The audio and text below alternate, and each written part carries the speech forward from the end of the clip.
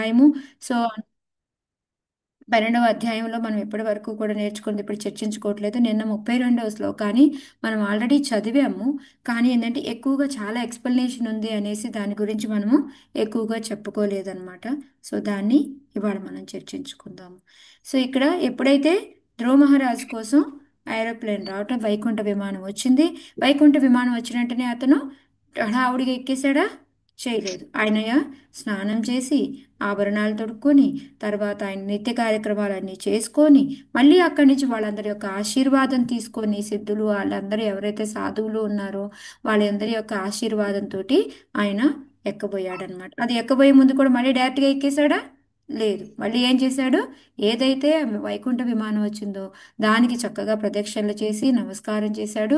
మళ్ళీ సునంద నందల దగ్గర ఆశీర్వాదం తీసుకొని ఆయన వెళ్ళబోతున్నాడు. వెళ్ళబోతూ ఉన్నప్పుడు పైనుంచి పుష్పవృష్టి కురిసింది. పక్కన దేవతలు గంధర్వులు వాళ్ళందరూ గానం చేయడం, అదే, ఇవన్నీ కూడా జరుగుతూ ఉన్నాయి అన్నమాట. అప్పుడు ఆయన పెట్టబోతూ ఉంటే, స్టెప్ పెట్టబోతూ ఉంటే ఎవరొచ్చారు? తల్లి గుర్తుకొచ్చింది మాట. అది కాదు, ముందు ఇంకా మృత్యు వచ్చింది మాతాజీ, మృత్యు. మృత్యు దేవత. ఎందుకంటే మనము ఈ దేహంతో మనము ఆధ్యాత్మిక లోకమైన అదంటే వెళ్ళలేదా మాతాజీ అంటే, నారదులు లాంటి వాళ్ళు వెళ్తూ ఉంటారు, ఇంకా కొంతమంది వెళ్తూ ఉంటారు. అలా వెళ్ళకుండా ఉండరు అని నేను చెప్పట్లేదు. బట్ ఏంటంటే మ్యాక్సిమంగా మనం చూసుకుంటే పర్సంటేజ్ వైగా చూసుకుంటే మనం ఈ దేహంతో మనం వెళ్ళలేము. మనకి ఆధ్యాత్మిక దేహం అనేది అవసరం. సో అతను ఆధ్యాత్మిక దేహంగా మారడం, ఆ మృత్యు వస్తున్నా కూడా ఏమాత్రం భయపడకుండా దాని మీద కాలు పెట్టేసి వెళ్ళిపోయాడు. సో భక్తులకి మనకి నార్మల్గా ఉండే వాళ్ళకి తేడా ఏంటి అంటే, మనకి భక్తులు అనే వాళ్ళకి మృత్యు అంటే భయపడరు. అదే అభక్తులకి మృత్యు అంటే చాలా భయం ఉంటుంది అనేసి మనం నేర్చుకున్నాం అనమాట. సో ఇప్పుడు ఆయన ఎక్కబోతూ ఉంటే మీరు ఇందాక చెప్పినట్టు తల్లి గుర్తొచ్చింది. అరే రే, తల్లి కదా నాకు ఇంత కూడా చేసి నన్ను ఈ పదంలోకి తీసుకొచ్చింది అనేసి వెంటనే ఆగిపోయాడనమాట. వెళ్లకుండా, నా తల్లి లేకుండా నేను ఒక్కడినే ఎలా వెళ్ళగలను వైకుంఠ లోకానికి అని ఆగిపోయాడనమాట.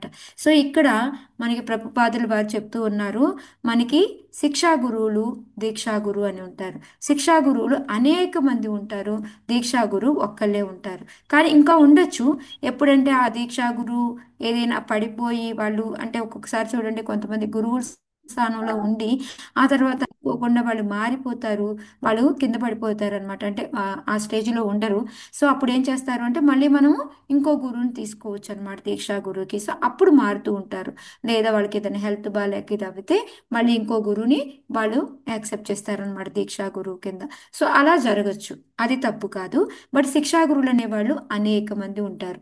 సో ఇక్కడ అందుకే ఈ తల్లిని ఏం చెప్తున్నారు అంటే, మనకి ఆమె మార్గదర్శకం చూపించింది. అందుకని పద ప్రదర్శక గురువు అని చెప్పేసి తల్లి అని ఉందన్నమాట.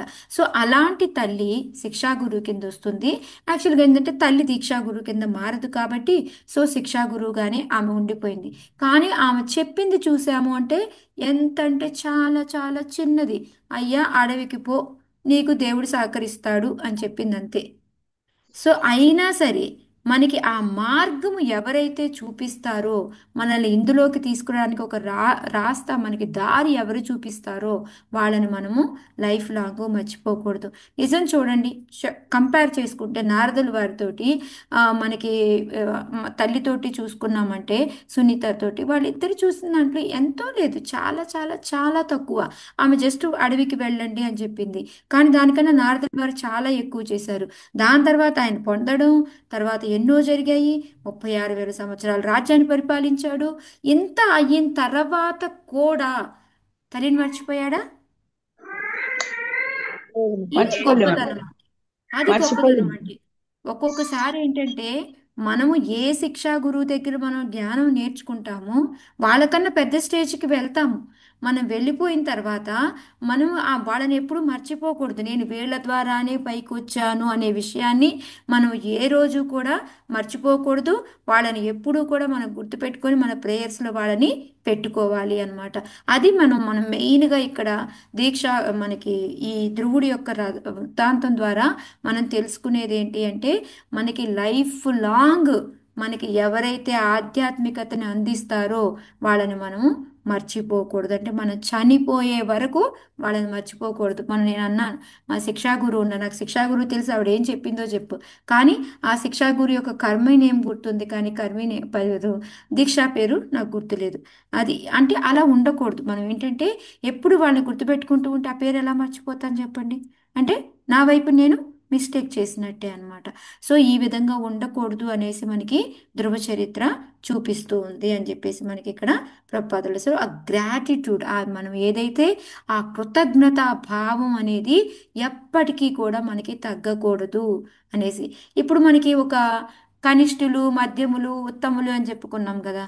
కనిష్ట అధికారిగా ఉన్నారనుకోండి, వాళ్ళు ఎలా ఉంటారు? ఇప్పుడు దీక్షా గురు, శిక్షా గురు ఉన్నారనుకోండి, వాళ్ళ బిహేవియర్ ఎలా ఉంటుంది కనిష్ట అధికారులది? సాధకులు మాతాజీ. అదే మాతాజీ, అంటే వాళ్ళు ఎలా ఉంటారు ఇప్పుడు? వాళ్ళు ఏ విధంగా బిహేవ్ చేస్తారు శిక్షా గురు, దీక్షా గురువుల మందు? ఇప్పుడు దీక్షా గురువులు మనకు అన్ని చెప్పడానికి ట్రై చేస్తూ ఉంటారు. వీళ్ళేమో మాతాజీ మన ఇప్పుడు అంటే ఉత్తములు కాకుండా కనిష్ట అధికారి అంటే మూడో రకం దానికి చెందిన వాళ్ళు ఉంటారు. వాళ్ళు ఏ విధంగా వీళ్ళతో బిహేవ్ చేస్తారు నేను అడుగుతుంది. మాతాజీ అది అతను అది మందిరంలోనే భగవంతుడు ఉన్నాడని అనుకుంటాడు, కానీ ఇంకా వేరేలాగా అనుకోడు. అదే శుభ్రం లేదు చేసుకుంటూ మాతాజీ, ఆయనకి కూడా దీక్ష అయ్యింది. ఓకే, కనిష్ట అధికారిలో ఉన్నాడికి కూడా దీక్ష అయిపోయింది. శిక్షా గురువులు ఉన్నారు, కానీ దీక్ష ఫెయిత్ ఉన్నారు. మారుతూ ఉంటుంది మాతాజీ. ఫ్లికరింగ్ గా ఉంటారు వాళ్ళు. స్టాండర్డ్ గా అంటే నమ్మకం అనేది మారిపోతూ ఉంటుంది వాళ్ళకి. ఆ స్టాండర్డ్ గా ఆ గురువు మీద నమ్మకం ఉండదని అనుకుంటున్నాం మాతాజీ.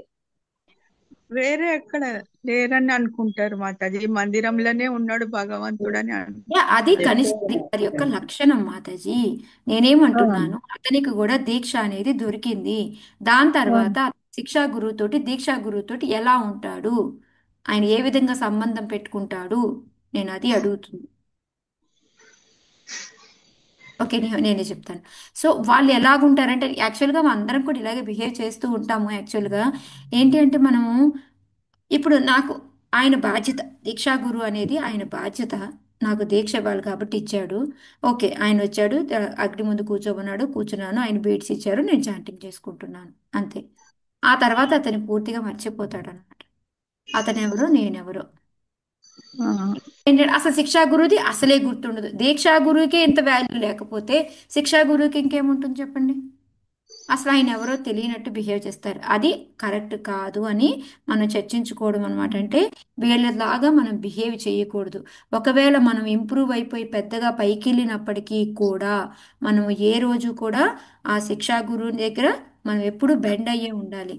అవి ఉండొచ్చు. ఇప్పుడు కొంతమంది చూస్తున్నాము, మాకు ఇక్కడ చూస్తున్నాను, సుగుణ వృంద మాతాజీ ఉన్నారు, ఆవిడ ద్వారా చాలా మంది పైకి వచ్చారు. అంటే నేను ఉన్నాను శిక్షా గురువు కింద చెప్పుకోవచ్చు.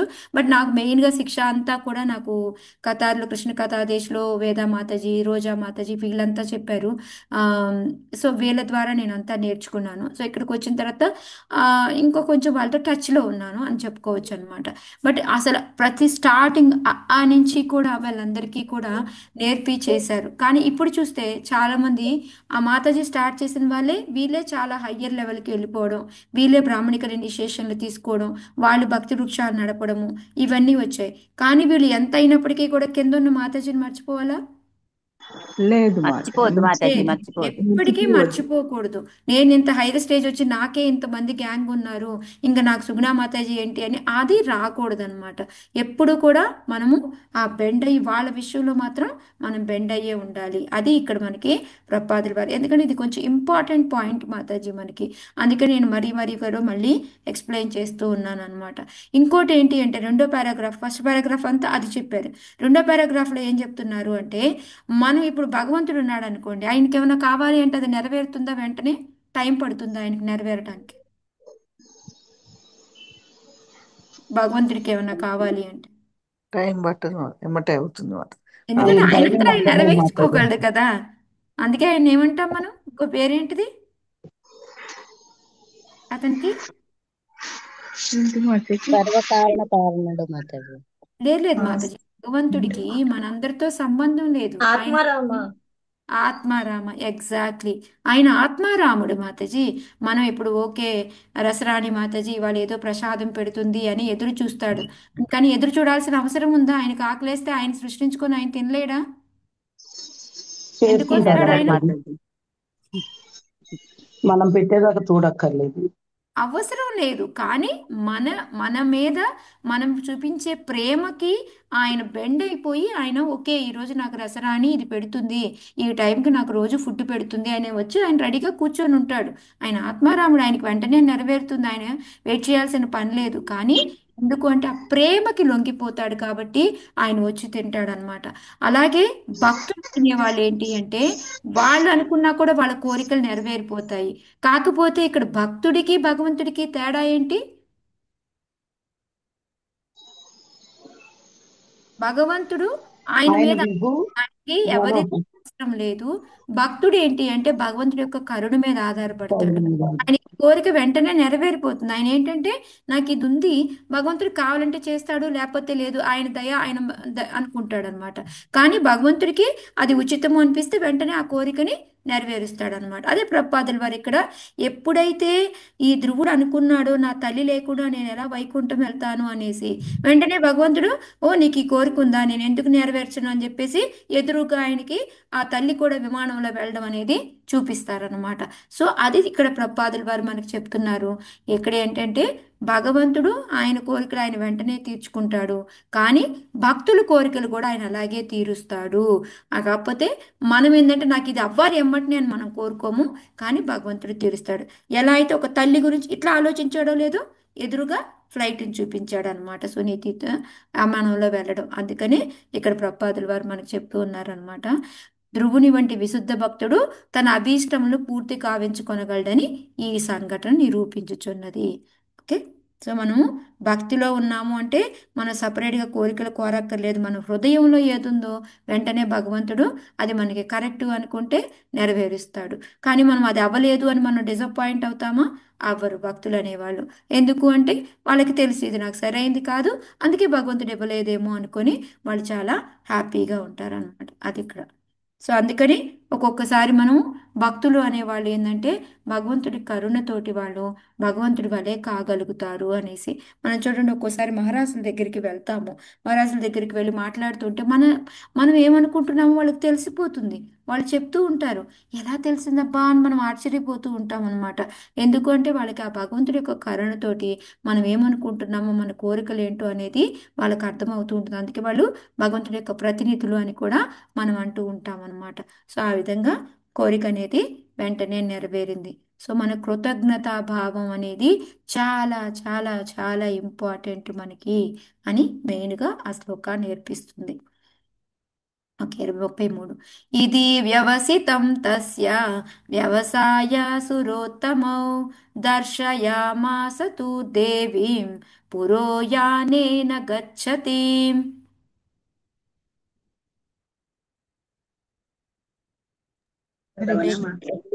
మాతాజీ చదవనా? 1 minute మాతాజీ, నేను ఇంకోటి మెయిన్ది చెప్పడం మర్చిపోయాను. ఇప్పుడు మనకి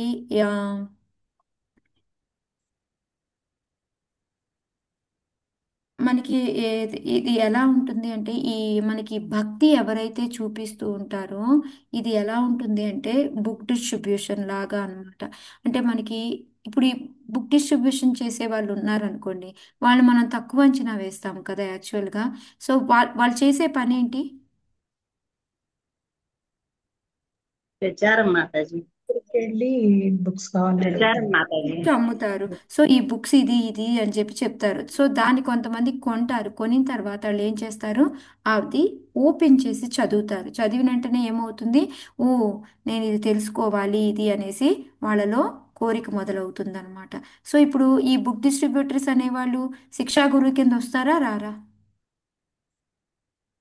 వస్తారు రావు మాతాజీ. మాతాజీ. బుక్ వస్తారు ఓపెన్ మాతాజీ, చేసి వస్తారు. చదువుతాం కదా. సో ఓపెన్ నేను చేసి అంటే చదువు. నేను దేనికి ఇది చెప్తున్నాను అంటే నేను ఒకప్పుడు అంటే నా అభిప్రాయం నేను చెప్పాను ఎందుకు పాపం వీళ్ళు ఇంత కష్టపడతారు వీళ్ళు ఎందుకు అందరితో మనం ఇచ్చి ఇచ్చి అనిపించుకుంటారు మనకి ఇస్కాన్ వాళ్ళు ఎందుకు ఇంతలా చేస్తున్నారు అని నేను ఒక రకమైన ఫీల్ అయిపోయి చాలా బాధపడేదాన్ని ఎప్పుడైతే నేను నాకు ఇది ధ్రువుడితో చదువుతూ ఉన్నానో నాకు అప్పుడు స్ట్రైక్ అయింది శిక్షా గురువు లాగా వీళ్ళు చేస్తున్నారు ప్రచారం చేసి మాకేదైనా పర్వాలేదు జస్ట్ ఈ బుక్ చదవండి మీకు ఆ జ్ఞానం వస్తుంది దాని ద్వారా మీకు ముందుకెళ్లాలనే కోరిక కలుగుతుంది అనేసి వాళ్ళని తిట్టించుకుంటున్నా వాళ్ళు కష్టపడుతున్నా రోడ్ల మధ్యలో కార్లు ఆపుతూ ఉంటారు ఎన్ని చేస్తూ ఉంటారు సో ఇదంతా కూడాను ఏంటంటే మనకి వాళ్ళ శిక్షా గురువులాగా అనమాట ఒక బుక్ డిస్ట్రిబ్యూషన్ లాగా వీళ్ళు చేస్తూ ఉన్నారు సో ఇంకొక ఎప్పుడు కూడా వాళ్ళని చూసి ఒక అంటే నాకున్న థాట్ నేను ఎలా మార్చుకున్నానో అది ఎవరికైనా ఉంటే అది పనిచేస్తుంది అని నేను అందుకే ఇది చెప్పాను ఓకే హరే కృష్ణ చదవండి మాతాజీ ఈ శ్లోకాన్ని హరే కృష్ణ మాత చదవాలా మాతాజీ చదవండి మాతాజీ ఇతి వ్యవసితం తస్య వ్యవసాయ సురోత్తమౌ దర్శయామాస దుర్దేవిం పురోయానే గచ్చితిం విష్ణులోకమునకు చెందిన మహాపార్షాదులనందు నంద సునందలు ధ్రువుని మనస్సు నెరిగిన వారై అతని తల్లియగు సునీతిని వేరొక విమానమును చనుచూచు చనుచూచుచున్నదని చూపిరి. యా.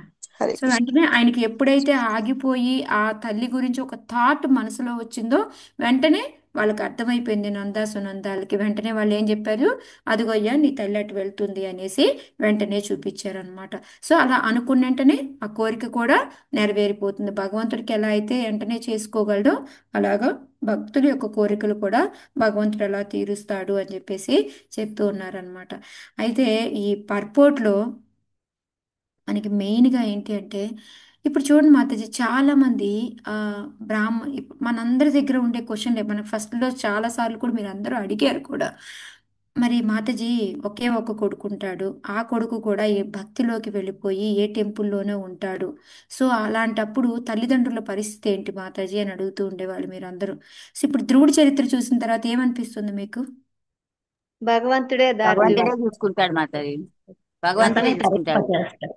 అతనే సో తరింపజేస్తాడు. అతనే వాళ్ళకి కావలసిన వసతులన్నీ భగవంతుడు చూసుకుంటాడు సో భగవంతుడు ఏంటంటే వీళ్ళ బాధ్యత భగవంతుడు తీసుకుంటాడు అనమాట ఎప్పుడైతే తల్లి అన్నాడో నిజంగా ఆ తల్లికి చెప్పండి ఆ వైకుంఠం వెళ్ళే అంత అర్హత ఉందా తల్లికి లేదు ఆమె మాతాజీ. అరణ్యాలు వెళ్ళిందా తపస్సు చేసిందా ఏమన్నా పుస్తకాలు చదివిందా జ్ఞానం సంపాదించుకుందా ఏం చేసింది చెప్పండి దేని వల్ల వెళ్ళగలిగిందంటారు ఆమె తన వైకుంఠం బిడ్డలను భగవంతుడి మీద తల్లి నమ్మకము కదా మాతాజీ, శ్రద్ధతో భక్తుడి తల్లి. భగవంతుడి మీద నమ్మకం. పుత్రుని వల్ల భక్తుడు మాతాజీ. తల్లి కాబట్టి మాతాజీ ధ్రువుని వల్ల. భక్తి మార్గంలో తెచ్చింది కదా మాతాజీ. కొడుకు వల్ల మాతాజీ, ధ్రువుని వల్ల మాతాజీ. ఎస్ ఏంటంటే ఆమె ఏమి చేసినా చెయ్యకపోయినా కొడుకు వలన ఆ పురోగతి అనేది వచ్చిందనమాట సో ఆ కొడుకు యొక్క బాధ్యతగా అది చెయ్యడం మూలంగా ఆ కృతజ్ఞతా భావంతో ఆటోమేటిక్గా అందుకని మనకేం చెప్తారు మనము చేసింది మేబీ ఇప్పటికిప్పుడు పరిస్థితులు మారకపోవచ్చు మన తల్లిదండ్రులకి కానీ ఎప్పుడైతే వాళ్ళకి నెక్స్ట్ ఫ్యూచర్ ఏదైతే ఉంటుందో భవిష్యత్తు మార్పు అనేది మాత్రం గ్యారంటీగా ఉంటుంది అనేది మనకి దీని ద్వారా తెలుస్తుందన్నమాట ఏమో సునీతి ఈ లైఫ్లోనే వైకుంఠం వెళ్ళేది కాదేమో కానీ కొడుకు వలన ఆమె అది సాధించగలిగిందనమాట సో ఇప్పుడు మనం ఇప్పుడు మన పిల్లలు ఎవరైనా మంచిగా ఉండి ముందుకు వెళ్తున్నారనుకోండి సో భగవంతుడు ఏం చేస్తాడు ఇప్పటికిక్కడికి ప్రాబ్లమ్స్ తీసేస్తాడు అని నేను చెప్పట్లేదు ఈ లైఫ్ ఎలా ఉండాలో అలా సాగిపోతుంది కానీ భవిష్యత్తు మాత్రం బెస్ట్గా ఉండబోతుంది సో ఫర్ ఎగ్జాంపుల్ ఎవరిది చెప్పుకోవచ్చు మనం ప్రహ్లాదుడిని ధ్రువుడిని. ప్రహ్లాదుడు శంకర ప్రహ్లాదు మహారాజు శంకరాచార్యుడు మాతాజీ. ఎవరు మాతాజీ శంకరాచార్యుడు. శంకరాచార్యులు ఓకే మనం భాగవతంలో చూసుకుందాము బయట నారదుడు మాతాజీ, నారదుడు. నారదుడు వాళ్ళ తల్లికి ఓకే నారదుడు రాడు మాతాజీ. ప్రహ్లాదుడు తల్లి వస్తాడు మాతాజీ. తండ్రి అంత దుర్మార్గుడైనా గాని తండ్రికి మోక్షం దొరికింది కదా మాతాజీ. ఎవరి మాతాజీ ఎవరు తండ్రి? ప్రహ్లాదుడు ప్రహ్లాద్ మహారాజ్ ఎస్ మాతాజీ, ప్రహ్లాద్ మహారాజ్ ఇందాకే చెప్పారు. ప్రహ్లాదుడు. అవును. ఎస్.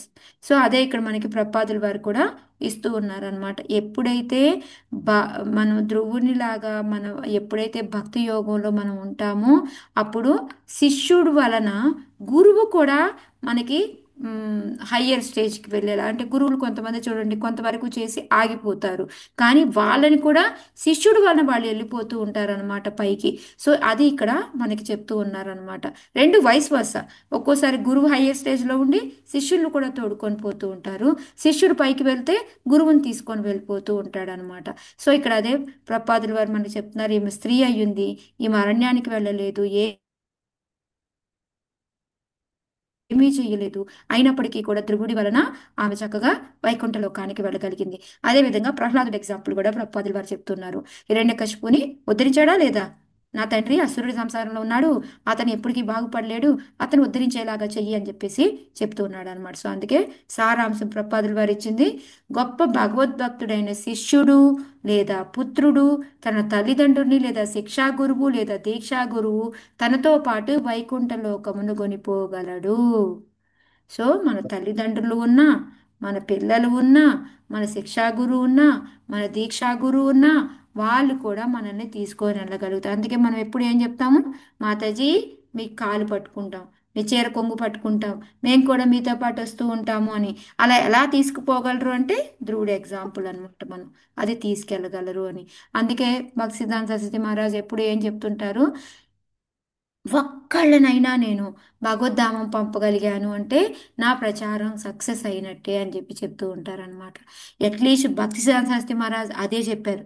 మన ప్రభుపాదుల వారు ఇంకా కిందకి వెళ్ళారు.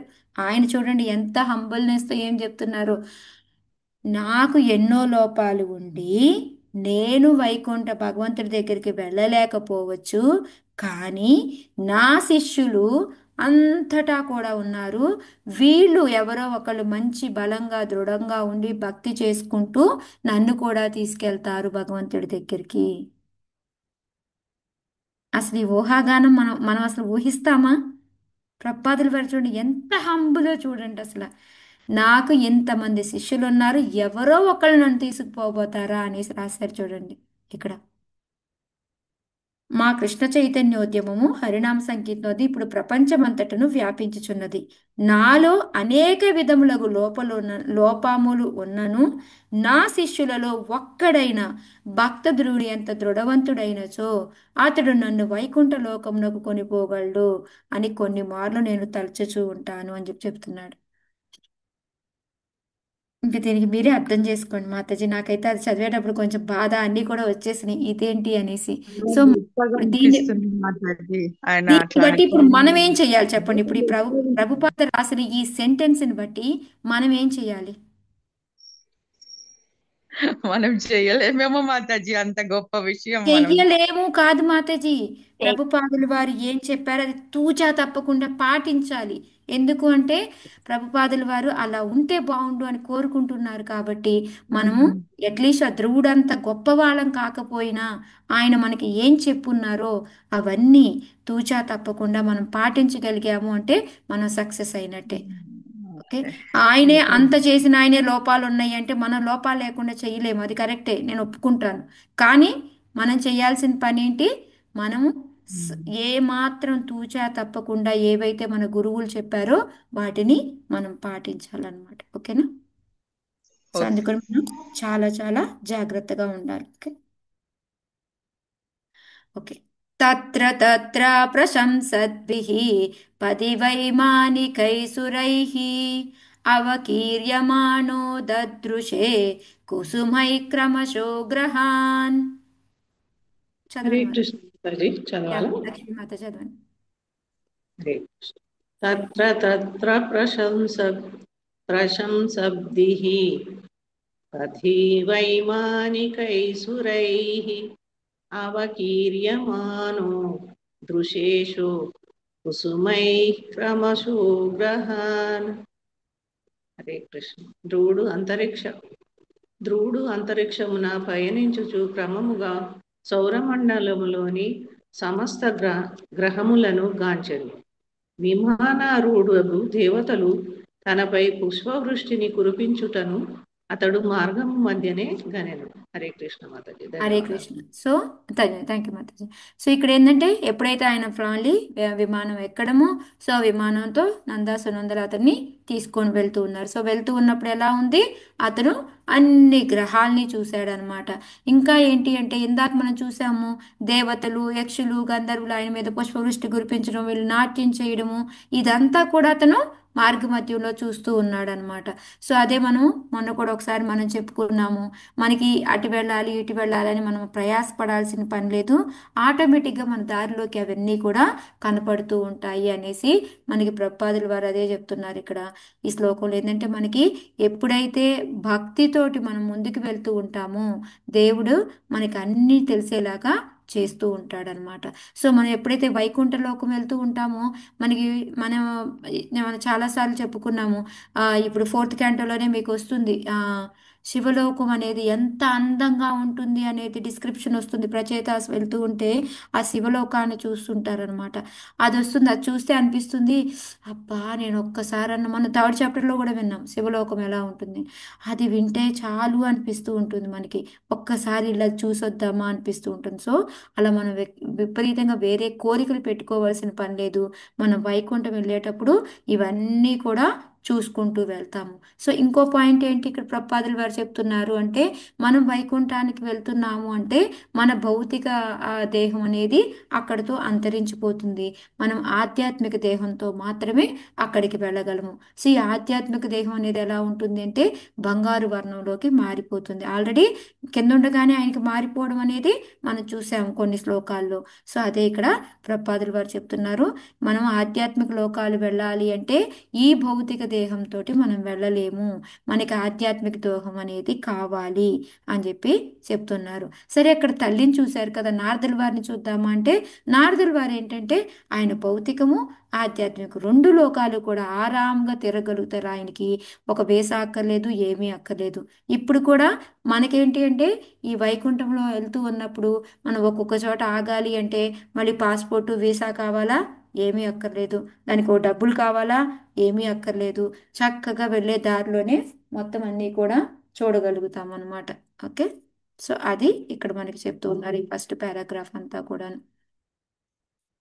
సో నెక్స్ట్ పారాగ్రాఫ్ ఏంటి అంటే మనకి ప్రభుపాదుల వారు చెప్తుంది, ఈ సునీతి కూడా అంతే, ఆమె కూడా భౌతిక దేహంతో కాదు ఆధ్యాత్మిక దేహంతోనే ఆమె కూడా వెళ్ళింది అని చెప్పేసి చెప్తూ ఉన్నారు. సో ఇంకా మెయిన్ ఏంటంటే మనకి ప్రభుపాదుల వారు ఇస్తున్న శిక్షణ ఏంటి అంటే మనం కూడా మన పిల్లలకి ఎలా అయితే సునీతి శిక్షణ ఇచ్చిందో అదే విధంగా మనము వాళ్ళకు కూడా శిక్షణ ఇవ్వాలి. శిక్షణ అంటే వాళ్ళలాగా ధ్రువుడిలాగా అడవికి పోయి నువ్వు ఇది చేసుకోయి అది చేసుకోయి అని చెప్పాలా మనము పిల్లలకి?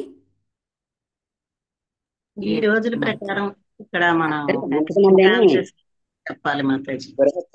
నుంచి కూడా చేయొచ్చు.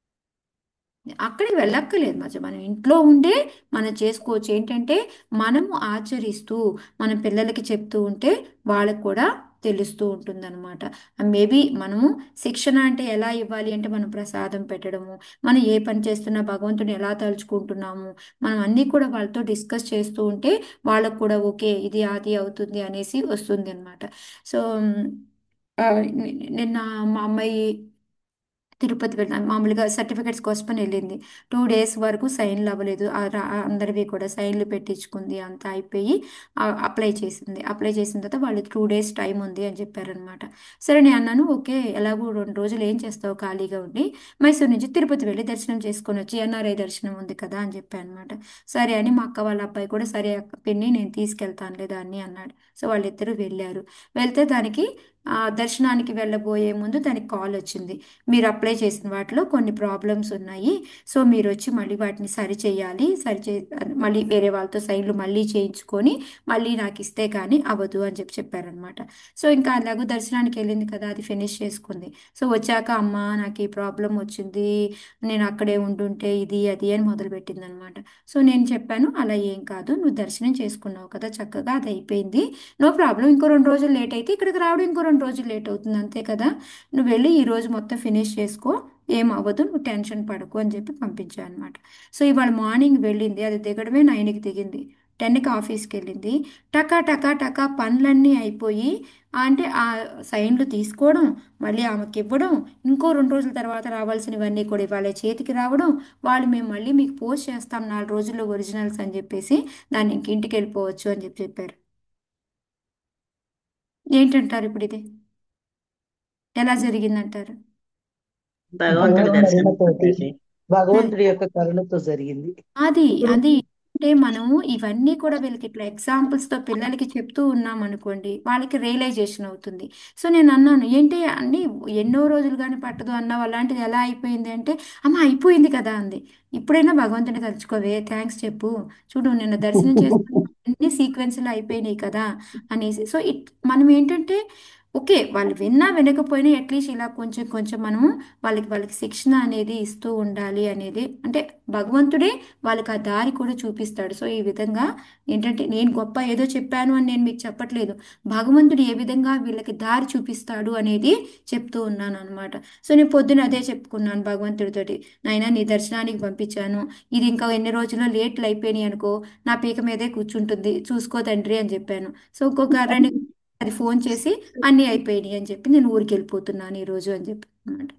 సో అది ఏంటంటే భగవంతుడే చూసుకుంటాడు, బట్ మనం చెప్పాల్సినవి చెప్తూ ఉండాలి అనేది నేను చెప్తూ ఉన్నాను అనమాట. ఓకే, సో వాళ్ళ వలన మనం కూడా ఏమంటారు ఆధ్యాత్మ లోకానికి వెళ్ళే ఛాన్సెస్ మనకు కలుగుతూ ఉంటాయి. సో అందుకని మనం శిక్షణ అనేది ఇవ్వాలి అనేది ప్రభుపాదుల వారు చెప్తూ ఉన్నారు అనమాట. త్రిలోకీం దేవయానేన, ఓకే 35 వరకు అయిపోయింది కదా. యా 35 శ్లోకాలు.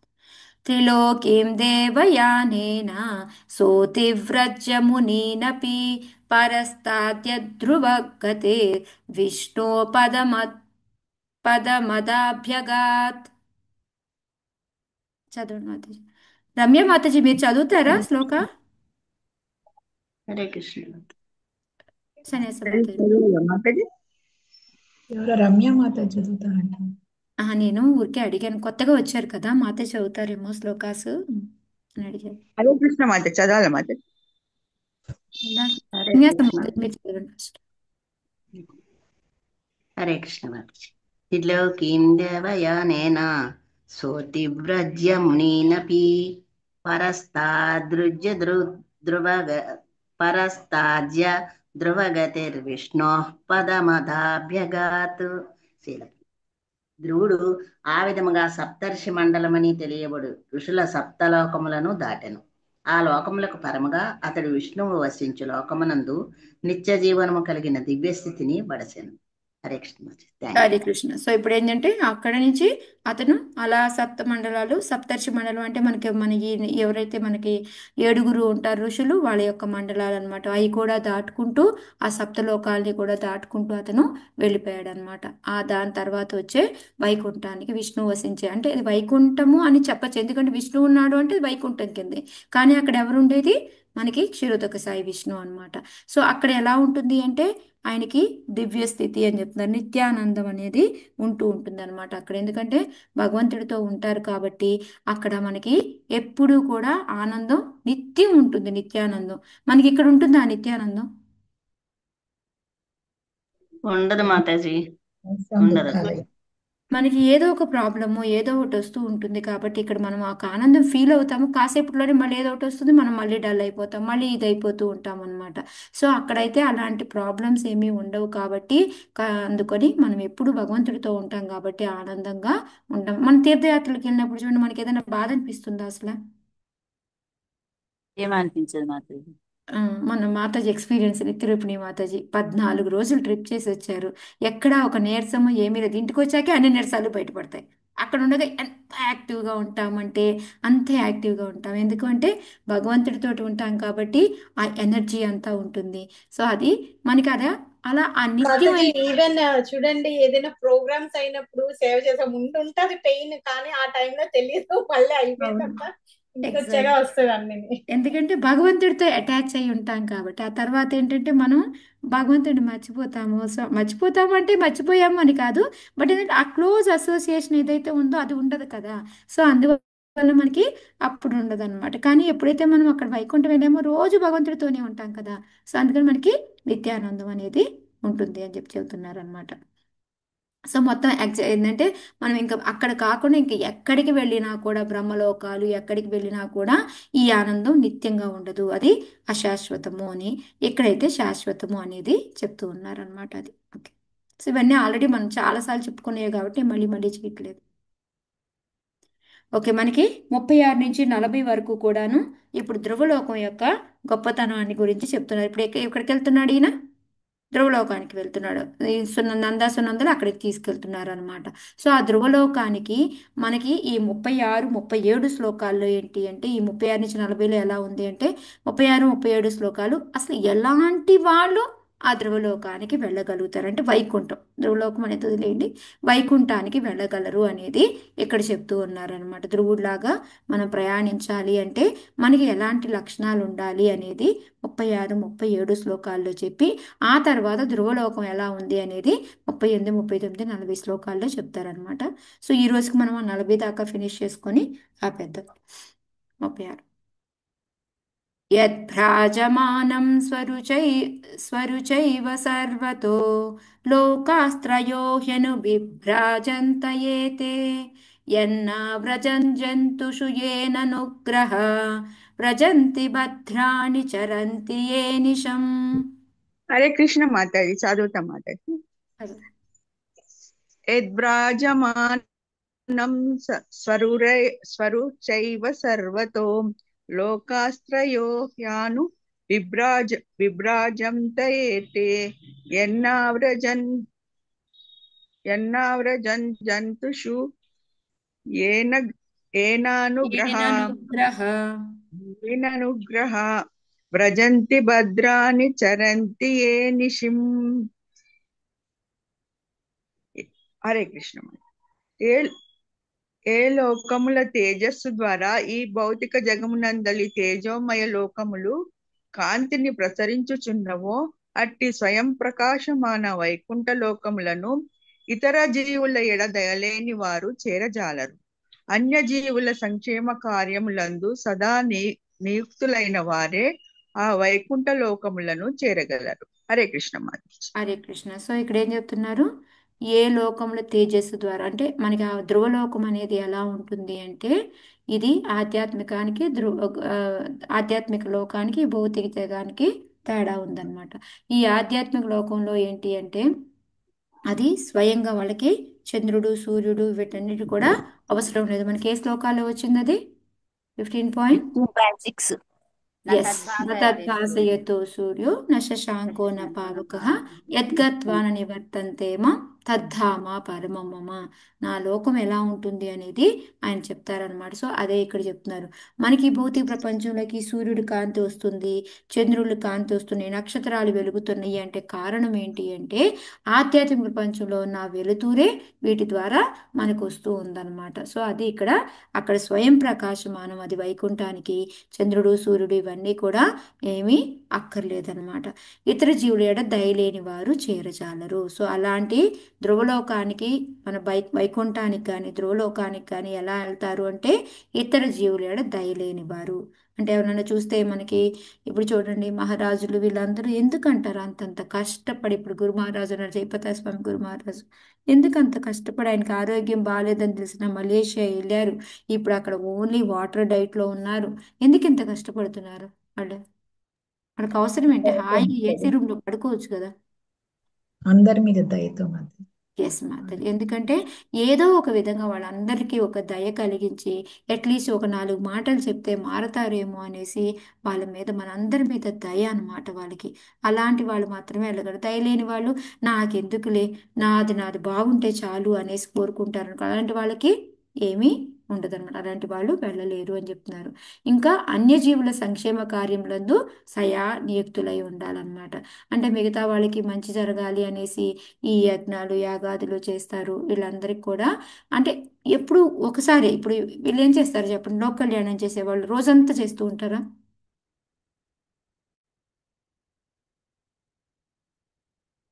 హరే కృష్ణ. యజ్ఞం సంపూర్ణం అయ్యే వరకు చేస్తారు మాతాజీ. అంతే కదా. లోక కళ్యాణం ఈ యజ్ఞం ఈ పూర్తయ్యే మంచి వరకు రోజులు చేస్తారు. ఇది మంచి రోజులు అని మొదలు పెడతారు, చేస్తారు. ఆ శ్రావణ మాసం మంచిది, ఈ మాసంలో ఇది చేస్తే లోక కళ్యాణానికి బాగుంటుంది అనేసి అలా చేస్తారు. ఇలా కాకుండా మనకి మిగతా జీవులందరికీ సంక్షేమ కార్యం అంటే అసలు ఫస్ట్ ఆఫ్ ఆల్ సంక్షేమ కార్యాలంటే ఏంటి? అంటే వాళ్ళకి అనాథ బాగు శరణాలయాలు హాస్పిటల్ కట్టించడము, కట్టడం. స్కూళ్ళు ఉమ్, కట్టించడము అవి మాతాజీ. ఉమ్. యా అంటే హాస్పిటల్ కట్టించడం, స్కూల్ కట్టించడం ఇవని కాదు మీనింగ్. వాళ్ళకి సంక్షేమం అంటే ఏంటి? వాళ్ళు భద్రంగా ఉండేలాగా, అంటే వాళ్ళు భద్రంగా ఎప్పుడు ఉండగలుగుతారు? భక్తిని చేసుకుంటేనే భద్రంగా ఉండగలుగుతారు. సో అందుకని అలాంటి సంబంధించిన వాళ్ళకి అలాంటి హెల్ప్ ఎప్పుడు నిరంతరం చేస్తూ ఉండడమే. ఇప్పుడు నేను తిరుపతి మాతాజీ ఉంది, ఎవరు కనిపిస్తే వాళ్ళకి ఏం చెప్తుంది? మాతాజీ రండి, ఇక్కడ 2 నుంచి 4 క్లాసులు జరుగుతున్నాయి, ఇక్కడ రండి మా టెంపుల్లో ఇవి జరుగుతాయి, ఇక్కడ అవుతాయి అనేసి ఎంత ఏమంటారు, ఏమనుకుంటారో వాళ్ళు, నాకేంటో నన్ను ఏమైనా చెడుగా మాట్లాడుకుంటారేమో అని ఏమాత్రం కూడా ఆమె ఆలోచించదు. మాతాజీ ఎప్పుడు బిందాస్గా చెప్పేస్తారు.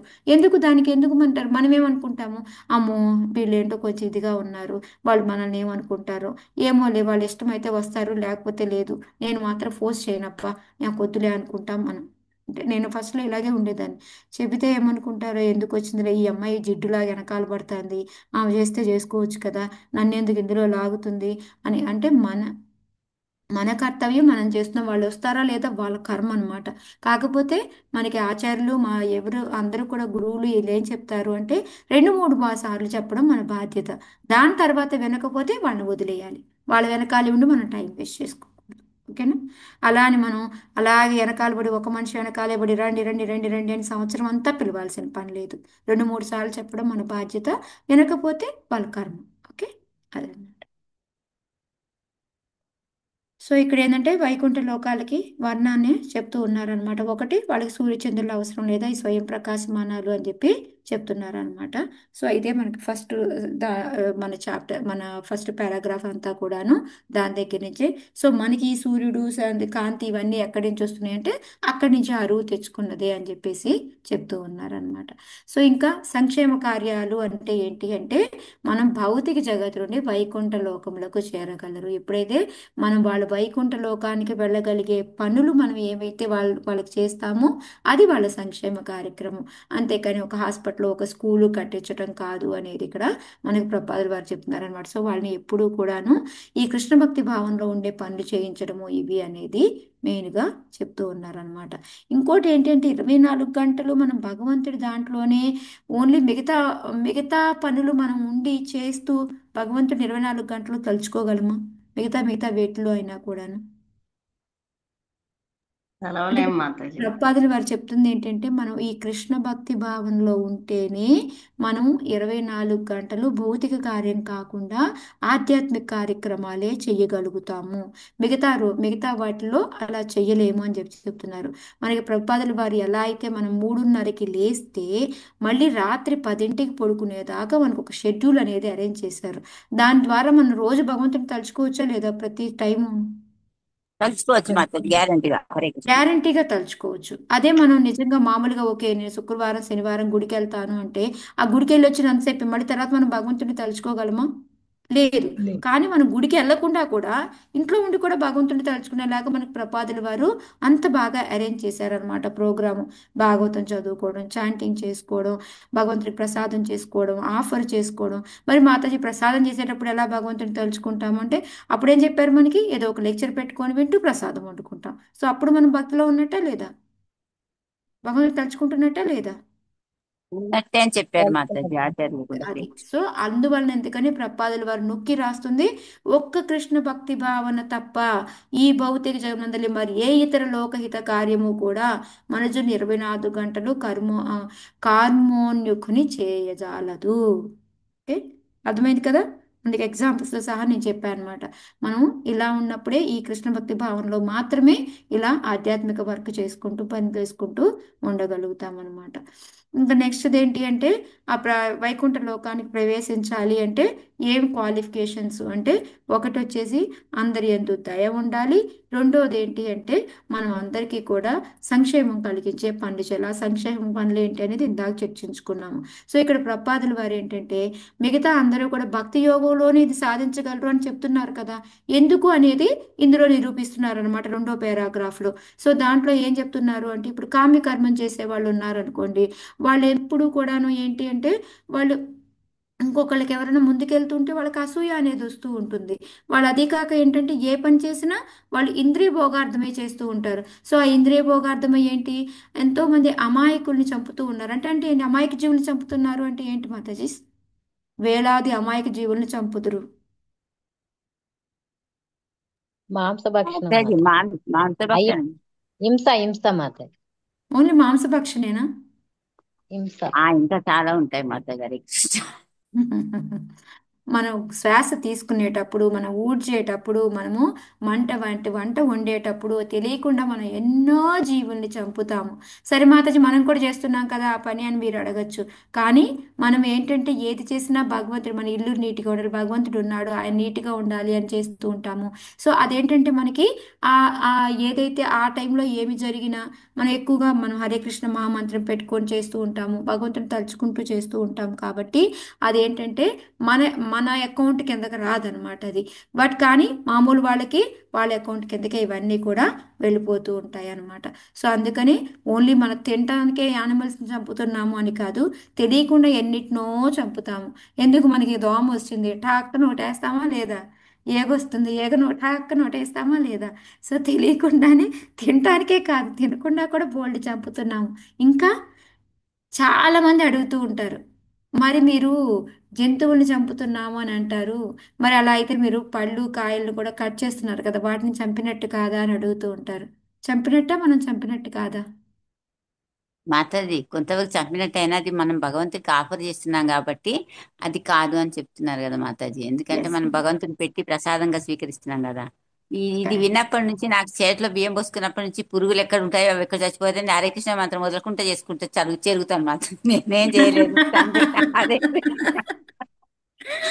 Okay, good Mataji. సో అలాగా కామ్యకర్మలు అనే చేసేవాళ్ళు కామ్యకర్మరతులు అనేవాళ్ళు వాళ్ళకి వైకుంఠం వెళ్ళలేరు. ఎందుకు అంటే ఈ విధంగా వాళ్ళు ఇంద్రియ తృప్తి కోసం పనులు చేస్తారు, ఎంతో మందిని చంపుతారు, వాటి యొక్క కర్మ అనేది యొక్క ఫలితం అనేది వాళ్ళకి దొరుకుతూ ఉంటుంది.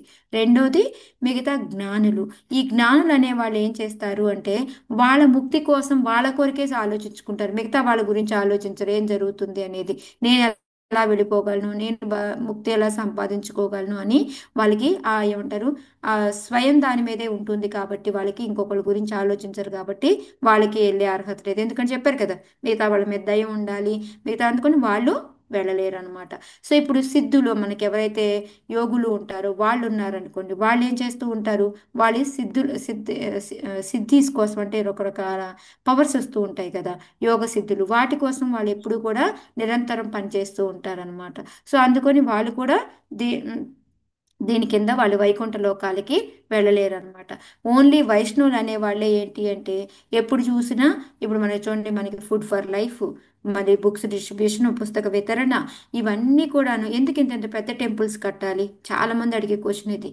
మీ ఇస్కాన్ వాళ్ళు ఇంత పెద్ద డబ్బులు పెట్టి ఇది కట్టి డబ్బులు వేస్ట్ చేస్తున్నారు అని చెప్తారు. ఏంటి ఆన్సర్ చెప్పాలి మనం దీనికి? అందరినీ ఆకర్షించేటట్టు చేస్తే వచ్చి ఎస్, వాళ్ళు కూడా ఇప్పుడు నిజంగానే ఒక చిన్న టెంపుల్ పెట్టి దానికి ఏమాత్రం నువ్వు ఎంటర్టైన్ చేయకుండా దానికి డెకరేషన్లు ఏమీ లేవనుకోండి, ఎవరైనా వస్తారా ఆ టెంపుల్కి? అసలు అన్న వాళ్ళే రారు మాతాజీ, అది చెప్తున్నారు కానీ అట్రాక్షన్ లేకపోతే వాళ్ళే రారు. రారు. ఇప్పుడు ఇలా ఉంటే ఏంటంటే అట్లీస్ట్ వస్తారు, వచ్చినందువల్ల ఏమవుతుంది ఒకసారి భగవంతుని చూస్తారు, ఇంకోసారి హరే కృష్ణ మహామంత్రం పడుతుంది, అక్కడ భక్తుల అసోసియేషన్ దొరుకుతుంది. వీటి వల్ల తెలియకుండా ఎప్పుడు ఏం మార్పు జరుగుతుందో మనకే తెలియదు. సో మనల్ని తీసుకురావడం కోసం వాళ్ళ మీద దయతోటి చేస్తున్న పని ఇది ఇస్కాన్ అనేది. కానీ ఇదంతా ఒక పెద్ద మన మీద ఇంత బండ వేసినట్టు వేస్తూ ఉంటారన్నమాట ఇస్కాన్ మీద. వీళ్ళ వల్లనే వీళ్ళు ఇలా డబ్బులు ఇచ్చేస్తున్నారు, ఇది ఓ 10 మందికి పంచిపెట్టచ్చు కదా, ఎంతమందికి ఎన్ని చేయొచ్చు, 22 కోట్లు పెట్టి ఈ గుడి కట్టకపోతే ఆ 22 కోట్లతో ఇంతమందిని చదివించవచ్చు, ఇంతమందిని చేయించవచ్చు అని చెప్తున్నారు. కానీ ఈ పనులన్నీ మళ్ళీ దీంట్లో ఉండి చేస్తున్నారా లేదా వీళ్ళు? దీనిలో ఎంతమంది పనులు చేస్తున్నారు మాతాజీ, కూలీలు అందరికీ పని ఉపాధి. చేస్తున్నారు, అది వదిలేయండి. ఫుడ్ ఫర్ లైఫ్ మళ్ళీ మనం చదివించడానికి ఎన్ని చేస్తున్నారు వాళ్ళు. స్కూల్స్ పెడుతున్నారు, స్కూల్స్కి వెళ్ళి ఫుడ్ పెడుతున్నారు, ఇవన్నీ కూడా చేస్తున్నారు కదా. వాళ్ళు ఓన్లీ ఇది ఒక్కటే చూస్తున్నారు, ఇదేంటి ఇది అట్రాక్ట్ చేసి ఈ విధంగా దీనిలో మారడానికి. అది కూడా వాళ్ళ మన ఏమంటారు, పక్క వాళ్ళ మంచి కోసం చేస్తున్నారు. వీళ్ళేదో సుఖపడిపోతాము దీంట్లో కూర్చొని, ఆ ఏసీ రూమ్లో కూర్చొని ఎంజాయ్ చేద్దాము, గుడిలో కూర్చొని చాంటింగ్ చేసుకుందాము, మంచి మార్పులు కూడా అయితే బాగుంటుంది, ఇదే వాళ్ళది కాన్సెప్ట్ కాదు. కాదు అందుకని కాదు. ప్రపాదుల వారు పతిత జీవుల్ని ఉద్ధరించడానికి వాళ్ళు ఎప్పుడూ కూడా ఏదో ఒక పని చేస్తూనే ఉంటారు. ఇలాంటి వాళ్ళు మాత్రమే ఆధ్యాత్మిక ప్రపంచానికి వెళ్ళగలరు అని చెప్పేసి, ఎప్పుడైతే మనకి 18th చాప్టర్లో వస్తుంది ఇదం గుహ్యతమం శాస్త్రం అని. మనకి ఎవరైతే భగవంతుడి యొక్క శాస్త్రాన్ని, భగవంతుని గురించి ప్రచారం చేస్తారో వాళ్ళంటేనే భగవంతుడికి చాలా చాలా చాలా చాలా చాలా చాలా ఇష్టం అనమాట. ఓకే. సో అందుకని వాళ్ళు ఆటోమేటిక్ ఇష్టమైన వాళ్ళని తీసుకెళ్తాడా లేదా భగవంతుడు. ఎవరైనా అనుకోకుండా చనిపోయారనుకో, అప్పుడు మనం ఏమంటాం, ఒక పదం అంటూ ఉంటాం ఎప్పుడూను, భగవంతుడికి నచ్చి తీసుకెళ్ళాడు అంటూ ఉంటాం. నచ్చి అంటే ఏంటి, నచ్చిన పనులు చేస్తే. అంతేగాని ఎవరు పడితే వాళ్ళు నచ్చరు భగవంతుడికి. భగవంతుడికి ఎవరు నచ్చుతారు అనేది మనకి 18th చాప్టర్లో అంతా కూడా ఉంది లాస్ట్లో. ఇంకా మీకు ఆ, ఈ శ్లోకాలు ఫుల్గా లక్షణాలన్నీ కూడా మళ్ళీ చెప్తున్నారనమాట, ఎవరు వెళ్ళగలరు అని. 37ది, శాంత సముద్రుష శుద్ధాః సర్వభూతానురంజనాః యాంత్య యాంత్యంజసాచ్యుత పదం అచ్యుత ప్రియ బాంధవాః. చదవండి హరే మాతాజీ. కృష్ణ మాతాజీ చదవండి. సరే చదవండి. మాతాజీ చదవాలా? చదవండి మాతాజీ. సరే ఓకే మా. శాంతాః సమదృశః శుద్ధాః సర్వభూతానురంజనాః యాంతజ్ఞః సాచ్యుత పదమచ్యుత ప్రియ బాంధవాః. శ్రీల ప్రభుపాద్ కీ జై. శాంతులు, సమదర్శులు, శుచిత్వం కలవారు, పరిశుద్ధులు, ఇతర జీవులను రంజింపజేయు కళ నెరిగిన వారు, కేవలం భగవద్భక్తులతోనే మైత్రి నెరపువారు నాకు మనుజులే సులభముగా భగవద్ధామమున కేగగలరు. Thank you. హరే కృష్ణ. ఇందాకేం చెప్పారు, ఓన్లీ ఇతరుల యందు దయ ఉండాలి, వాళ్ళ యొక్క సంక్షేమం కోసం నిరంతరం ఎవరైతే పనిచేస్తారో వాళ్ళే వెళ్ళగలరు అని చెప్పారు. ఇక్కడేం చెప్తున్నారు, శాంతులు. శాంతి ఎవరికి ఉంటుంది మాతాజీ? భక్తులు. ఏ కోరికలు లేకుండా ఉన్నారు. కోరికలు లేని వాళ్ళకి. Okay, main. ఎందుకంటే మనకి ఒక ఏదైనా కోరిక కలిగింది అనుకోండి, దాన్ని తీర్చుకోలేకపోతే అశాంతి, తీరింది అనుకో దాంతో శాంతి వస్తుందా? మళ్ళా ఇంకో కోరిక. మళ్ళీ ఇంకో కోరిక. ఓకే. సో అది నిరంతరం కాబట్టి దానికి ఒక ఏమంటారు, ఆ, ఒక కొలత అనేది లేదు. ఇక్కడతోటి ఈ కోరికలు తీరితే నాకు శాంతి వస్తుంది అనేది. సో అందుకని ఇక్కడ ప్రపాదుల వారు చెప్తున్నారు అనమాట, ఎవరైతే మన సొంత తృప్తి కోసం, ఇంద్రియ తృప్తి కోసం పాకులాడుతూ ఉంటారో కోరికలతోటి, అలాంటి వాళ్ళకి శాంతి అనేది ఉండనే ఉండదు.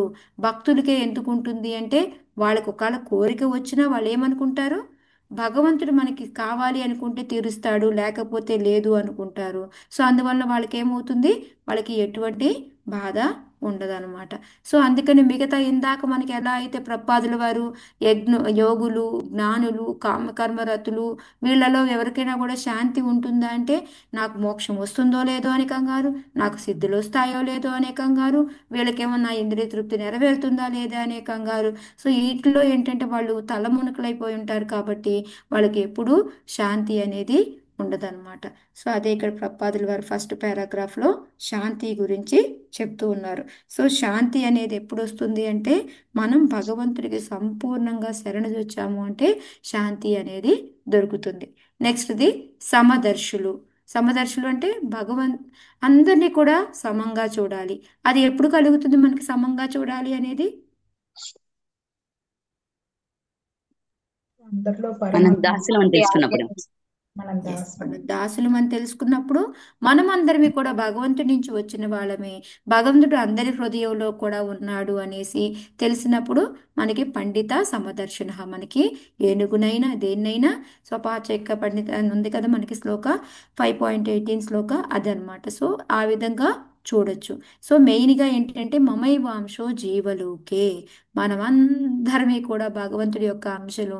ఇప్పుడు మనమే ఉన్నాం అనుకోండి, మన అక్క మనం ఉన్నాం అనుకోండి, అక్క చెల్లెలమే. సో మనం అందరం ఒకే అనుకుంటామా లేదా?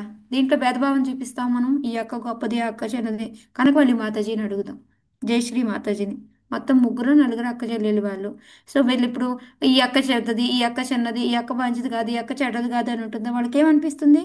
మనందరం ఒకటే అనిపిస్తుందా లేదా? ఎందుకు అనిపిస్తుంది? ఒకే తల్లి కడుపున పుట్టారు కదా ఒకే మాతాజీ. తల్లి కడుపును పుట్టారు కాబట్టి వాళ్ళకి ఆ బంధం అనేది ఉంటుంది కాబట్టి పోదు. సో ఇప్పుడు మనకి మమై వంశ జీవులకి మన అందరం ఎక్కడి నుంచి వచ్చాము?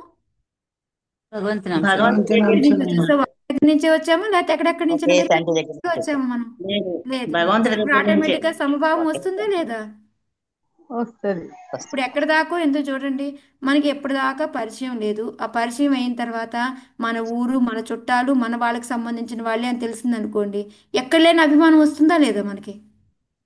వాళ్ళ వస్తుంది. అప్పటి వరకు వస్తుంది ఎవరో మాకు. పక్కన ఉంటారు, కానీ మాట్లాడడం మొదలు పెట్టిన తర్వాత మన రిలేటివ్ అని తెలిసింది, అప్పుడు ఎంత అభిమానం వస్తుంది? అమ్మో మా వాళ్ళు, అమ్మో మా వాళ్ళు వచ్చేసారు అంటామా లేదా? అది ఎందుకు వస్తుంది? మనకి రిలేషన్ ఉంది కాబట్టి. సేమ్ అదే విధంగా మనందరినీ కూడా భగవంతుడి నుంచే వచ్చాము, భగవంతుడి నుంచే రిలేషన్ ఉంది అని తెలుసుకున్నప్పుడు సమదర్శులు అన్నమాట, సుచిత్తము.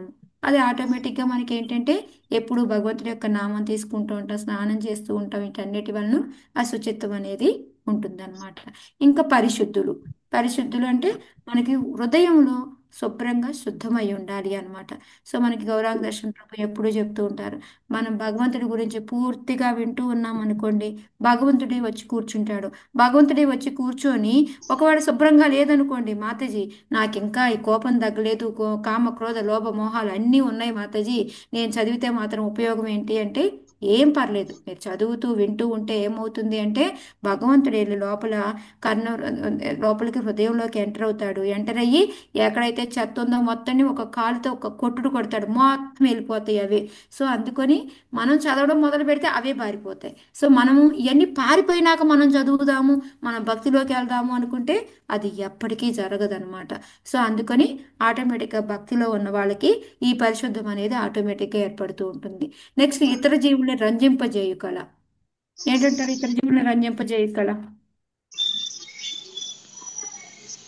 ఏది నచ్చుతుంది వాళ్ళకి? కీర్తన వలన, ప్రసాదం వలన రంజింపజేస్తుంది. అంటే నృత్యము. మాతాజీ ఇది మనము ఎక్కువగా ఏంటంటే మనం ఒక ఏమంటారు, మనం చేసే వాటిని బట్టి హరే కృష్ణ ఎవరు మాతాజీ. మాతాజీ వాళ్ళకి వాళ్ళకి ఇష్టమైనవి చేయాలి మాతాజీ, మనం అప్పుడు వాళ్ళకి ఇష్టపడతాం. మాతాజీ వాళ్ళకి ఇష్టమైన, ఇప్పుడు వాళ్ళకి నాన్ వెజ్ తినాలని ఉందనుకోండి, మనం పెట్టేద్దామా? అంటే అట్లా కాదు మాతాజీ, అంటే ముందు మనం మన దారిలోకి తెచ్చుకోవాలంటే అంటే వాళ్ళకి ఇష్టమైన రకంగా మాట్లాడాలంటున్నాం. అది ఇష్టమైన అంటే చేయటం ఇక్కడ అంటే మాట్లాడాలి. మన ఇతర జీవులు రంజింపజేయ కళ అంటే ఏంటంటే మాతాజీ, మెయిన్గా మనం వాళ్ళకి బాధ కలిగాలి. ఇప్పుడు మనం చేసే పనులతోటి ఎవరైనా బాధపడతారా మన వలన? ఇప్పుడు ఇప్పుడు నేను మా ఇంట్లోనే ఉన్నాను అనుకోండి, మా ప్రభు పెద్దగా ఫాలో అవ్వరు దీన్ని, కానీ నేను ప్రసాదం పెడతాను ఇంతవరకు ఓకే. కానీ ఆయన ఏమైనా పనులు చేసుకుంటున్నప్పుడు నేను వెళ్ళి నా దాంతో ఏదైనా ఇబ్బంది కలిగి వాళ్ళని ఇబ్బంది పెడుతున్నాను అంటే, మన దాంతో ఎవరైనా ఇబ్బంది పడతారా? ఫస్ట్ ఆఫ్ ఆల్ మనదేదో మనం చేసుకుంటాము, భగవంతుడికి ఇది పెట్టుకుంటాము, ఇది చేసుకుంటాము. సో అందువల్ల ఏంటంటే అది మన యొక్క పనితనంతో మనం ఎవరిని బాధ కలిగించేలాగా చెయ్యం అనమాట. మెయిన్గా అది అర్థమైందా మాతాజీ? ఎలా అంటే వాళ్ళకి ఒక బాధ కలిగించే పనులు ఏమీ మనం చెయ్యం. రంజింపజేయడం అంటే ఏంటి అంటే వాళ్ళకి నచ్చిన పనులు చేస్తాము అని కాదు. మనం చేసే భక్తి ద్వారా ఏంటంటే అబ్బా వీళ్ళు ఎంత హాయిగా ఉన్నారు, ఎంత క్వైట్గా ఉన్నారు, ఎంత ఆనందంగా ఉన్నారు. సో ఆటోమేటిక్ వాళ్ళకి ఆ అట్రాక్షన్ అనేది వస్తుందా రాదా? వస్తుంది మాతాజీ, చాలా మందికి వస్తుంది. చాలా అది రంజింపజేయడం అంటే ఏంటంటే మన యొక్క బిహేవియర్ తోటి మనం ఏదైతే చేస్తామో ఆ పనులతోటి వాళ్ళని అట్రాక్ట్ చేయడం అనమాట. మనం అది రంజింపజేయ కళ ఎరిగిన వారు అంటే. ఓకే, అంతేకాని ఇది కాదు. నెక్స్ట్ భగవద్భక్తులతో మైత్రి నేర్పువారు. సో ఆటోమేటిక్గా వాళ్ళు ఎప్పుడు ఎవరు భక్తులతోనే వెళ్తూ ఉంటారు. నార్మల్ వాళ్ళైనా కూడాను వాళ్ళకి నచ్చింది అనుకోండి భక్తులతో వెళ్తారు. వాళ్ళతో అసోసియేషన్లో ఉండడం వలన ఇంకా భక్తులు ముందు ముందుకే వెళ్తూ ఉంటారు. కాబట్టి సో వాళ్ళు ఈ లక్షణాలు అన్నీ ఉన్న వాళ్ళు చాలా ఈజీగా భగవద్ధామం వెళ్ళగలుగుతారు అని చెప్పి చెప్తున్నారు అనమాట. So okay. సో అందుకని ఈ శ్లోక చాలా చాలా ఇంపార్టెంట్. మీరు గనుక ఈ శ్లోకాన్ని చూసి ఎవరెవరు భగవద్ధామానికి సులభంగా వెళ్ళగలరు అని చెప్పారు, ఇవే సేమ్ లక్షణాలు మనకి భగవద్గీతలో కూడా 12వ చాప్టర్లో 13 నుంచి మీకు 18, 19 శ్లోకాల వరకు కూడా వస్తుందన్నమాట. మీరు అనొచ్చు మాతాజీ 13వ చాప్టర్లో 8 నుంచి 12 కూడా ఉన్నాయి కదా అనేసి. కానీ అవి ఏంటి అంటే మనం జ్ఞానం నేర్చుకోవడానికి కావలసిన లక్షణాలు అవి. కానీ ఇక్కడ ఏంటంటే మనకి భగవంతుడు ఏం చెప్తూ ఉంటాడంటే నాకు ప్రియులు ఎవరు, నాకు ఇంకా అత్యంత ప్రియులు ఎవరు అనేసి మీరు రేపు ఎప్పుడైనా టైం దొరికినప్పుడు ఒక్కసారి భావాలు చదువుకోండి. సేమ్ యాజ్ ఇట్ ఈజ్గా కొంచెం అటు ఇటుగా పదాలు మారచ్చు, అన్నీ ఇవే ఉంటాయి. ఓకే. శాంతంతో ఉండాలి, సమంతో చూస్తూ ఉండాలి, శుచిత్వం ఉండాలి, హృదయం శుద్ధిగా ఉండాలి. మనం ఇతరులు రంజింపజేయంటే మన యొక్క స్వభావం, మన యొక్క పనులతోటి ఎవరిని బాధ పెట్టకుండా మనం చూసుకుంటూ ఉండాలి. భక్తులతోటి ఎప్పుడు కూడా సన్నిహితంగా ఉండాలి అన్నమాట. సో ఇలాంటి వాళ్ళు చాలా ఈజీగా భగవంతుడికి చేరగలరు. అది ఎలాగా అనేది మనం ఇప్పుడు తెచ్చుకున్న దాన్ని ప్రభుపాదుల వారు కింద కూడా మనకి ఎక్స్ప్లెయిన్ చేశారనమాట. ఓకే.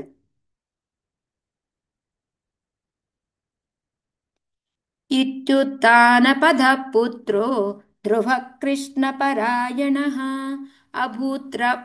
అభూత్రయాణం లోకానాం చూడామణిరివామలః. హరే కృష్ణ చదవాలి మాతాజీ. హరే కృష్ణ. చదవండి మాతాజీ. హరే కృష్ణ. నిత్యప్రియ మాతాజీ మీరు చదవండి, గీతా శ్లోక్ చదువుతారు. ఓకే. హరే కృష్ణ. ఇత్యుత్థానపదః పుత్రో ధ్రువః కృష్ణపరాయణः అభూత్రాయాణాం లోకానాం చూడామణిరివామలః. అనువాద భాష్యం శ్రీల ప్రభుపాదికి జై. కృష్ణపరాయణుడు ధ్రువుడు ఉత్తానపాద మహారాజు యొక్క ఘనుడైన తనయుడు. ఆ ప్రకారము ముల్లోకములకు చూడామణి అయిన స్థానం పొందెను. Hare Krishna. Thank you. Hare Krishna. So ఇక్కడ ఏంటంటే ఆ ధ్రువుడు ఎక్కడికి వెళ్తున్నాడు అంటే ఆ స్థానం ఏదైతే ఉందో ధ్రువలోకం అని చెప్పేది ఏదైతే ఉందో అది ముల్లోకాలు అయితే మనకి ఈ 14 లోకాలు ఏవైతే ఉన్నాయో వాటన్నిటికీ కూడా చూడమని అంటే ఎందుకు చెప్పండి, మనకి గొప్పగా చెప్తారు చూడమణిని. అన్నిటికన్నా పైన పెడతారు మాతాజీ నెత్తి మీద. నెత్తి మీద ఇక్కడ పెడతారు కదా, అది మనం వెనక్కి తిరిగామంటే అదే బ్రైట్గా కనపడుతూ ఉంటుంది అనమాట. సో అందుకే ఇవి కూడా ఏంటి అంటే పైన ఎక్కడో ఉంటుంది. ముల్లోకాలకు అన్నిటికీ కూడా పైన ధ్రువమణి ఉంటుంది, ధ్రువలోకం ఉంటుంది. అందుకొని అది ఇంకోటి ధ్రువుని కృష్ణపరాయణుడు అంటున్నారు. అంటే మీనింగ్ ఏంటి అంటే కృష్ణపరాయణుడు అంటే కృష్ణుడి వైపు వెళ్ళడానికి ఎప్పుడూ కూడా ఆ ఉత్సుకతతోటి ఆయన ఉంటాడనమాట. సో అందుకే ఆయన్ని కృష్ణపరాయణుడు అన్నారనమాట. అంటే పురోగమించడానికి, కృష్ణుడి వైపు వెళ్ళడానికి ఎప్పుడూ కూడా ఆయన ఉంటాడనమాట రెడీగా. అందుకొని అతన్ని ఆయన లక్ష్యం ఏంటి అంటే అది కాబట్టి కృష్ణపరాయణుడు అన్నారు అని చెప్పి చెప్తూ ఉన్నారు. ఇంకోటి ఏంటి అంటే ఎప్పుడైతే కృష్ణపరాయణుడు అయి ఉన్నాడో ఆయన ఉత్యుత్తమైన స్థానానికి వెళ్తాడు అని చెప్పేసి చెప్తూ ఉన్నారు. సో అది మనం ఊహించాలి అంటే మనం ఊహించలేము, మనం వెళ్తేనే దాన్ని చూడగలము. సో దానికి మనం ప్రయాసం చేద్దాం. గంభీరవేగో నిమిషం జ్యోతిషాం చక్రమాహితం యస్మిన్ భ్రమతి కౌరవ్య మేఢ్యామివ గవాం గణః. హరే హరే కృష్ణ. ప్రణవస్మత. గంభీర వేగో నిమిషం జ్యోతిషాం చక్రమాహితం యస్మిన్ భ్రమతి కౌరవ్య మేధ్యామివ గవాం గణః. మైత్రేయముని ఇట్లు పలికెను. గురువంశీయుడవగు విదుర ఎద్దులు మేది చుట్టూ గుడిప్రక్కగా ప్రదక్షిణము కావించినట్లుగా విశ్వాకాశమునందలి లోకములన్నీయును నిరంతరము ప్రచండ వేగముతో ధ్రువలోకమునకు ప్రదక్షిణలు కావించుచున్నవి. హరే కృష్ణ. సో ఈ ధ్రువలోకం అనేది ఎలా ఉంటుంది అనేది చెప్తున్నారు అనమాట. సో కురువంశీయుడు విదురుడు కురువంశీయుడు కాబట్టి ఆయన చెప్తున్నారు. సో ఆయనకి ఏం చెప్తున్నారు, మనకి చూడండి ఎద్దుని మనం దానికి కడతారు కదా, ఈ ఆయిల్ తీస్తూ ఉంటారు, వాటిని ఏమంటారు మాతాజీ? గానుగా. సో దానికి పెడితే అది ఎక్కువగా చూడండి ఈ లెఫ్ట్ నుంచి ఇట్లా తిరగదు, ఎట్లా తిరుగుతుంటుంది అది ఇప్పుడు రైట్ నుంచి లెఫ్ట్కి తిరుగుతూ ఉంటుంది. సో ఈ విధంగా కుడి నుంచి ఎడమకే తిరుగుతూ ఉంటారు. అలా కుడి పక్క నుంచి మొదలు పెట్టుకొని ఇలా ప్రదక్షిణ చేస్తూ ఉన్నట్టుగా ఈ లోకాలన్నీ కూడా తిరుగుతూ ఉన్నాయి. ఆల్రెడీ ముందు మనం చెప్పుకున్నాము, ధ్రువలోకం అనేది ఇలాగ రంగుల రాట్నం లాగా పైన ఉంటే దాని చుట్టూత ఆకర్షణతోటి ఇవన్నీ కూడా తిరుగుతూ ఉంటాయి. అయితే వీటన్నిటికీ కూడా మాతాజీ ఇవన్నీ మరి ఇలా తిరుగుతున్నప్పుడు ఉదాహరణ ఒకటి కొట్టుకోవా అంటే కొట్టుకోవు. దాని సర్కిల్లో అవి తిరుగుతూ ఉంటాయి. వాటి స్పీడ్లో వెళ్తూ ఉంటాయి. ఎక్కడా కూడా ఒకటొకటి డిష్కుమ్ అని కొట్టుకోవడము ఏమీ కూడా జరగవు అనమాట. సో అదే ఇక్కడ ప్రపాదులు వారు చెప్తున్నారు, దాని యొక్క గొప్పతనం ఏంటి అనేది చెప్తున్నారు. ఇవన్నీ కూడా ధ్రువలోకం మీదే ఆధారపడి ఇవన్నీ తిరుగుతూ ఉన్నాయి అని చెప్పి చెప్తున్నారు. సో ఇక్కడ ప్రపాదులు వారు ఏంటి అంటే సూర్యుడిది చెప్తున్నారు అనమాట. సెకండ్కి పదనా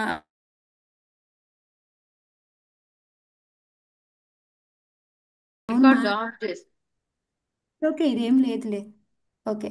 సో ఇక్కడ ఏంటి అంటే ఈ గ్రహాలన్నీ కూడాను ఒక ధ్రువలోకం మీద ఆధారపడి తిరుగుతూ ఉన్నాయి అనేది మెయిన్గా, అంటే ధ్రువలోకం యొక్క గొప్పతనాన్ని మనం ఇక్కడ తెలుసుకుంటున్నాం అనమాట. అది ఓకే. సో దాన్ని బట్టి మన భక్తుడు అనేవాళ్ళు ఎంత గొప్పవాళ్ళు, వాళ్ళు అక్కడ దాకా వెళ్ళగలిగారు అంటే అది ఇంక మనం అర్థం చేసుకునే పని ఉంది అని అది చెప్తూ ఉన్నారు ప్రపాదులు వారు. భక్తుని నిజమైన స్థితి ఎంత ఘనమైనదో మనం కేవలం ఊహాగానం మాత్రమే చేయగలము. ఇక దేవదేవుని మహోన్నతమ స్థితి అన్నచో అది నిక్కముగా మనకు అచింత్యమైనది. ధ్రువుడు ఒక భక్తుడే అలాంటి స్థానానికి వెళ్ళగలిగాడు అంటే భగవంతుడు ఉన్న స్థానం ఇంకెంత గొప్పది అనేది మనకి ఊహకి అందనది అని చెప్పి చెప్తున్నారు అనమాట. సో లాస్ట్ లోక జస్ట్ చూస్తాను.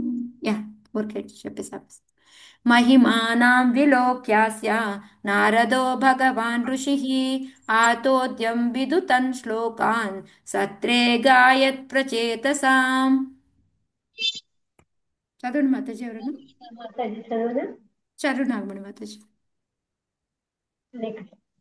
महिमानं विलोक्यास्य नारदो भगवान् ऋषिः आतोद्यं वितुतन् श्लोकान् सत्रे गायत् प्रचेतसाम्.